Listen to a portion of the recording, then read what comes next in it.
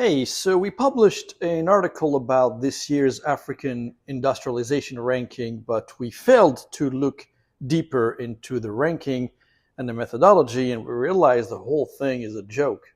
Now, here's a simple example in a moment as to why three organizations behind the ranking, namely the African Development Bank, the African Union, and the United Nations Industrial Development Organization, completely got it wrong. What they produce is pure rubbish. Let me take this example. The small country of Mauritius in the Indian Ocean, by all measures, it's a successful country. It has built a respectable economy, it has strong institutions, a thriving financial sector, of course, an attractive business environment. Good for them. Beautiful country. Google Mauritius and check what comes first. Beautiful beaches, forests, heaven on earth, not industrial stuff. But when a ranking suggests that Mauritius is more industrialized than Nigeria and Algeria, well, there's no way you can take those institutions seriously. And alarm bells started ringing. So Nigeria, for example, is home to more than 220 million people. It manufactures everything: cement, chemicals, pharmaceuticals, food, consumer goods, countless other products. It has industrial zones probably as big as Mauritius itself. Large-scale factories, one of the continent's largest domestic markets, and huge GDP.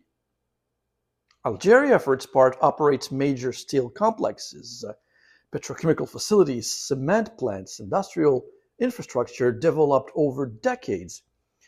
It's arguably the leading energy supplier to Italy, Spain, and other industrial economies. Now, are these countries perfect? Of course not. Nobody is. They suffer from bureaucracy, from policy inconsistency, and various economic challenges that don't make them essentially, perfect.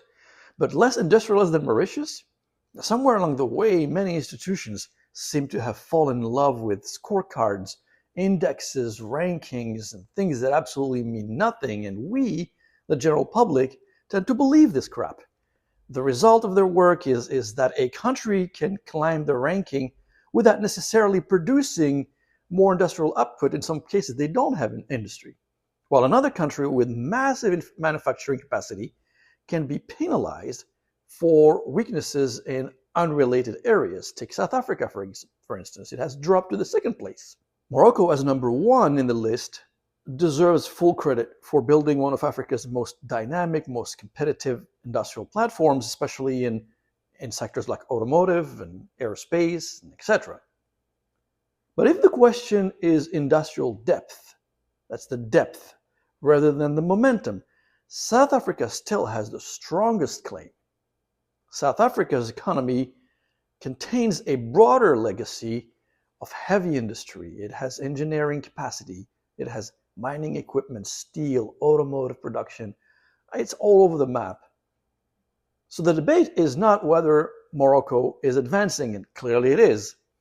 The question is whether the index should rank countries by future-facing competitiveness or by the current scale and diversity of industrial capacity.